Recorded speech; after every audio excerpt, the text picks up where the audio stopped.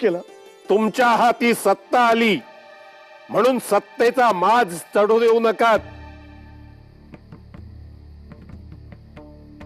सत्तेचा उपयोग प्रजेला छळण्यासाठी नाही, प्रजेचं लहान मुलासारखं पालन करण्यासाठी करा.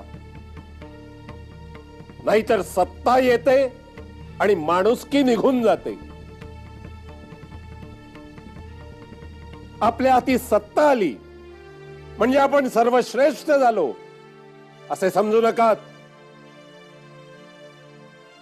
कारण सगळ्या सत्तांच्या वर आमची सत्ता चालते हे लक्षात असू द्या. हे हे लक्षात राहील स्वामी, हे चांगलंच लक्षात राहील. माझी ताकद, माझी पॉवर मी चांगल्या गोष्टींसाठी वापरेल. पण स्वामी, माझा माझा पाय बरा करा स्वामी.